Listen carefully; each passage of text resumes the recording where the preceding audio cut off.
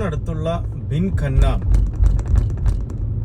എന്നറിയപ്പെടുന്ന ഒരു ഐലൻഡിലേക്ക്. ഇതിൻ്റെ യഥാർത്ഥ പേര് അല്ലെങ്കിൽ ആളുകൾ അറിയുന്ന പേര് ബിൻ ഖന്നാം എന്നുള്ളതല്ല, ശരിക്കും പർപ്പിൾ ഐലൻഡ് എന്നാണ് ഈ ഐലൻഡിൻ്റെ പേര്. ഐലൻഡിന് ആ പേര് വന്നതിന് പുറകിലൊരു കഥയൊക്കെ ഉണ്ട്. ഏതായാലും നമ്മളിപ്പോൾ അവിടേക്കാണ് പോകുന്നത്. ഇത് അൽക്കോർ സിറ്റിയിൽ നിന്നും ഒരു 10 കിലോമീറ്റർ മാത്രം അകലത്തിലാണുള്ളത്. നമ്മളിപ്പോൾ അങ്ങോട്ടുള്ള യാത്രയിലാണ്. ഇനി 6 കിലോമീറ്റർ സഞ്ചരിച്ചാൽ നമ്മൾ പർപ്പിൾ ഐലൻഡിലേക്ക് എത്തും. ഈ ഭാഗത്ത് ഇപ്പോൾ വലിയ തിരക്കൊന്നുമില്ല. ഇവിടേക്ക് വലിയ അക്കോമഡേഷൻ ഒന്നും വന്നിട്ടില്ല. അതുകൊണ്ട് ഈ ഭാഗം ഏകദേശം ഒരു കുറച്ചൊക്കെ വിജനമായ പോലെയാണ് ഇപ്പോൾ കാണപ്പെടുന്നത്. പക്ഷെ നല്ല റോഡുകളാണ്.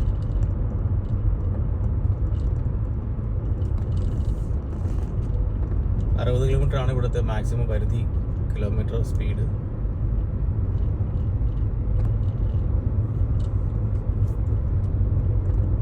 ആദ്യമായിട്ടാണ് ഞാൻ പർപ്പിൾ ഐലൻഡിലേക്ക് പോകാനായിട്ട് തയ്യാറെടുക്കുന്നത്. ഞാൻ അൽക്കോറിൽ താമസിക്കാൻ തുടങ്ങിയിട്ട് വർഷങ്ങളായെങ്കിലും ഈ പർപ്പിൾ ഐലൻഡിലേക്ക് ഇതുവരെ പോയിട്ടില്ല. വെറുതെ ഒന്ന് ഇറങ്ങിയതാണ്. ഇപ്പോൾ സമയം 4 മണി കഴിഞ്ഞ് 15 മിനിറ്റായി. സൂര്യൻ അസ്തമിക്കാറായിട്ടുണ്ട്. ഏകദേശം മാക്സിമം അരമണിക്കൂറിനുള്ളിൽ സൂര്യൻ അസ്തമിക്കും. അങ്ങോട്ടുള്ള യാത്ര നല്ല ഭംഗിയാണ്. വിജനമായൊരു പ്രദേശം, വലിയ വാഹനങ്ങളൊന്നുമില്ല.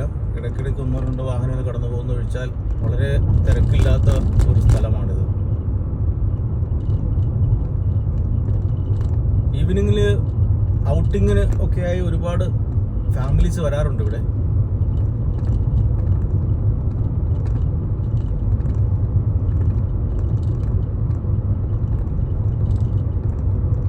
ഈ ഭാഗത്ത് ചില വേലി കൊടുത്ത് ചില ഏരിയ സംരക്ഷിച്ചിട്ടുണ്ട്. നമ്മുടെ ആളുകൾ ഇറങ്ങാതിരിക്കാനാണ്. അവിടെ കുറച്ച് അധികം സസ്യങ്ങളൊക്കെ കാണാം. ഇപ്പോൾ ഏതായാലും ഉണങ്ങി നിൽക്കുകയാണ് അതൊക്കെ. അവിടേക്ക് ആളുകൾ ഇറങ്ങാതിരിക്കാൻ വേലി കെട്ടി തിരിച്ചിട്ടുണ്ട്.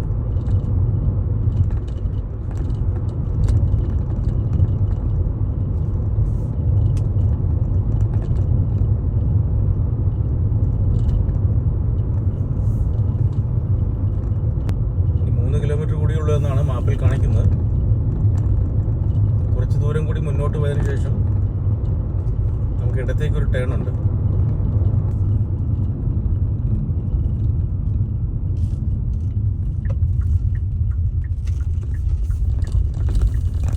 അസ്ഫാൾട്ട് റോഡ് ഇവിടെ കൊണ്ട് തീരുകയാണ്. ഇവിടെ നിന്ന് ഇനി ഓഫ് റോഡാണ്.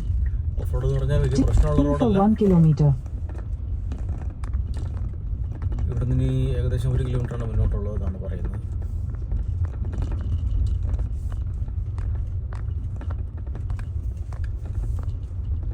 സൂര്യൻ അസ്തമിക്കാൻ തുടങ്ങുന്നു. അങ്ങ് അതിലെ അൽബൈത്ത് സ്റ്റേഡിയം നമുക്ക് ഇവിടെ നിന്ന് കാണാൻ കഴിയുന്നുണ്ട്. 2002 ഫിഫ വേൾഡ് കപ്പുമായിട്ട് ബന്ധപ്പെട്ട് പണി പൂർത്തിയാക്കിയ ഒരു സ്റ്റേഡിയമാണത്. കുറച്ച് ബമ്പി ആയിട്ടുള്ള റോഡാണിത്. ഈ റോഡിലൂടെയുള്ള യാത്ര അത്ര സുഖകരമല്ല.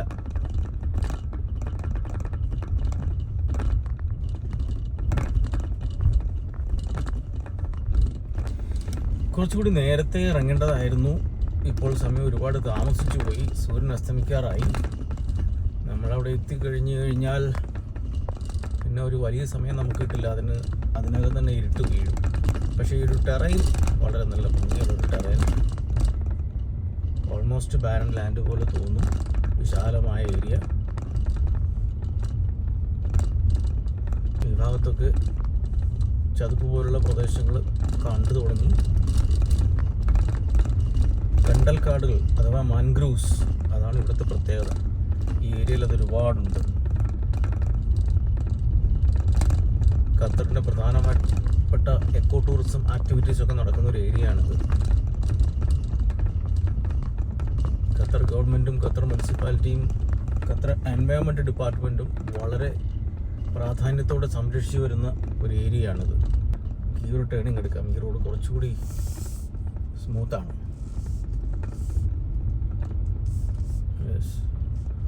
ഒരുപാട് വാഹനങ്ങൾ പോയതിൻ്റെ അടയാളമൊക്കെ കാണുന്നുണ്ട്. അതുകൊണ്ട് ഈ വഴി തന്നെ പോയി നോക്കാം.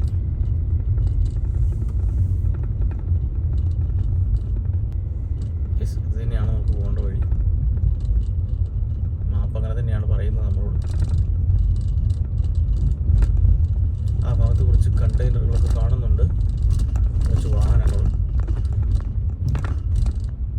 അത് തന്നെയാണ് നമ്മുടെ സ്പോട്ട്. നമുക്ക് ഈ ഭാഗത്ത് എവിടെയെങ്കിലും വണ്ടി കൊണ്ടുപോയി പാർക്ക് ചെയ്യാം. ദോഹയിൽ നിന്നും ഏകദേശം 1 മണിക്കൂറിന്റെ യാത്രയിൽ പർപ്പിൾ ഐലൻഡിൽ എത്തിച്ചേരാം. വിശാലമായ കണ്ടൽക്കാടുകളാണ് ഈ പ്രദേശത്തിന്റെ പ്രത്യേകത. 1.5 ചതുരശ്ര കിലോമീറ്ററിലധികം വിസ്തൃതിയിൽ ഈ പ്രദേശം വ്യാപിച്ചു കിടക്കുന്നു. നിരവധി ആളുകൾ ബേർഡ് വാച്ചിങ്ങിനും മറ്റുമായി ഇവിടെ എത്താറുണ്ട്. ദേശാടന പക്ഷികളുടെ ഒരു പ്രധാന കേന്ദ്രമാണിത്. ഫ്ലെമിംഗോസ്, ഹെറോൺസ്, ക്രേറ്റ്സ്, മറ്റു പക്ഷികൾ തുടങ്ങിയവയെല്ലാം അവയുടെ ബ്രീഡിംഗ് സമയത്ത് ഇവിടെ എത്തിച്ചേരുന്നുണ്ട്.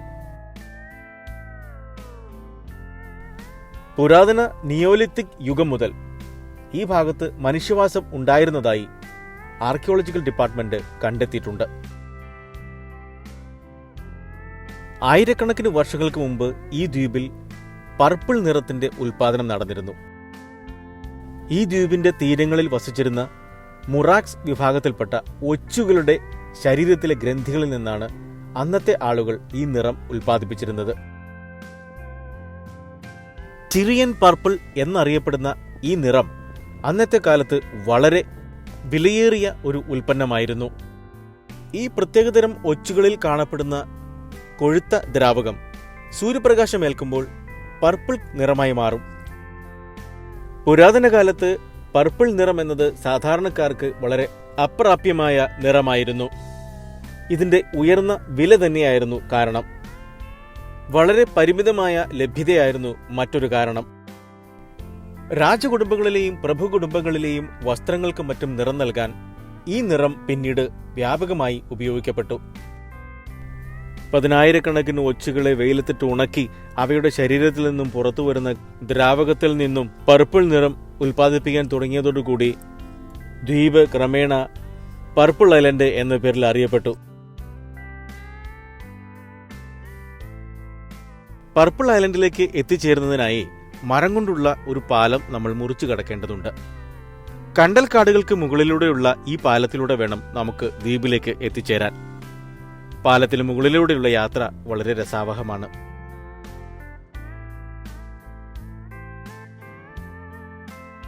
ഇരുവശവും തെങ്ങി നിറഞ്ഞ കണ്ടൽക്കാടുകളാണ്. Qatar eco tourism and conservation പ്രോജക്ടിന്റെ ഭാഗമായി 2012 മുതൽ 2016 വരെയുള്ള സമയങ്ങളിലാണ് ഈ പാലം ഇവിടെ നിർമ്മിക്കപ്പെട്ടത്. പാലത്തിന്റെ നിർമ്മാണത്തിന് മുൻപ് കണ്ടൽക്കാടുകൾ മുറിച്ചു കടക്കുക എന്നത് ക്ലേശകരമായ ഒരു കാര്യമായിരുന്നു. ചതുപ്പ് നിറഞ്ഞ പ്രദേശങ്ങളിലൂടെ വെള്ളം മുറിച്ചു കടന്നു വേണമായിരുന്നു സന്ദർശകർക്ക് മറുകരയെത്താൻ. ഇത് കണ്ടൽക്കാടുകൾക്ക് സാരമായ കേടുപാടുകൾ ഉണ്ടാക്കി. മാത്രവുമല്ല, വേലിയേറ്റ സമയത്ത് കണ്ടൽക്കാടുകൾ മുറിച്ചു കടന്ന് ദ്വീപിലെത്തുക എന്നുള്ളത് അസാധ്യമായ ഒരു കാര്യവുമായി മാറി. കണ്ടൽക്കാടുകളുടെ വേരുകൾ വളരെ സെൻസിറ്റീവാണ്. അവയ്ക്ക് മുകളിൽ ഏർപ്പെടുത്തുന്ന ഏതെങ്കിലും തരത്തിലുള്ള ചെറിയ മർദ്ദം പോലും അവയുടെ നാശത്തിന് ഇടവരുത്തും.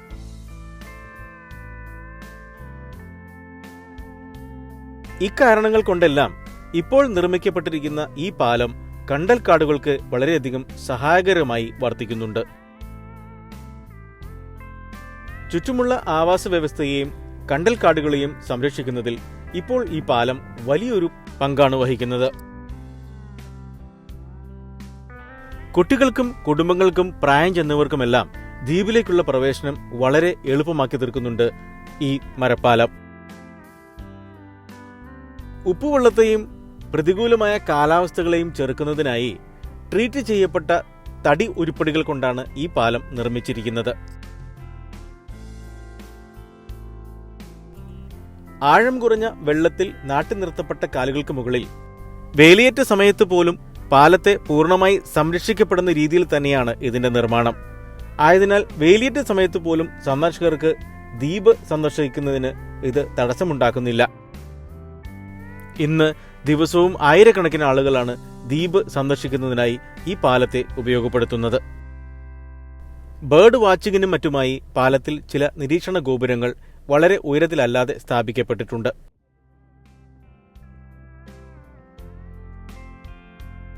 ദ്വീപിലേക്കിറങ്ങി പാലം അവസാനിക്കുന്നു. ഇനി നമുക്ക് ദ്വീപ് മുറിച്ചു കടന്ന് മുന്നോട്ട് നടക്കാം. തിരിഞ്ഞു നോക്കുമ്പോൾ പാലത്തിന് മുകളിലൂടെ ദ്വീപിലേക്ക് സന്ദർശകരുടെ വരവ് കാണാം. ദ്വീപിലൂടെ മുന്നോട്ട് നടക്കുമ്പോൾ ദ്വീപിന്റെ പല ഭാഗത്തും ഇത്തരത്തിലുള്ള മണൽക്കുന്നുകളുടെ പല ഫോർമേഷൻസും കാണാം. അന്തരീക്ഷം വളരെ സുഖമുള്ളതാണ്. സുഖമായ താപനില, കാറ്റ് അത്യാവശ്യം നല്ല രീതിയിൽ വീശുന്നുണ്ട്. ദ്വീപിന്റെ മറുകരയിലേക്ക് എത്തുകയാണ്. വളരെ ചെറിയൊരു ദ്വീപാണിത്. വെറും 1.5 ചതുരശ്ര കിലോമീറ്റർ മാത്രമാണ് ഇതിന്റെ വിസ്തീർണം.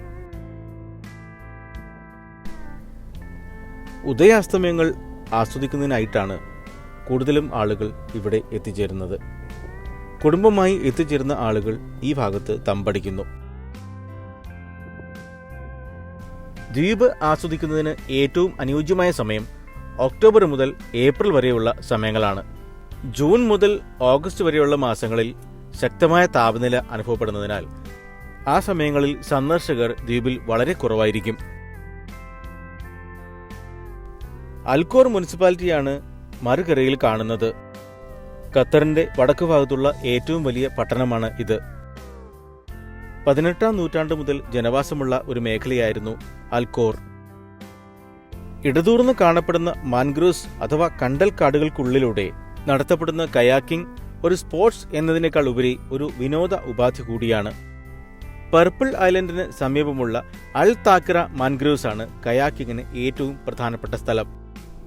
വേലിയേറ്റ സമയങ്ങളിൽ ജലനിരപ്പ് ക്രമാതീതമായി ഉയരുന്നതിനാൽ കൂടുതൽ സ്ഥലങ്ങളിലൂടെ കയാക്കിംഗ് സുഗമമായി നടത്താൻ കഴിയും.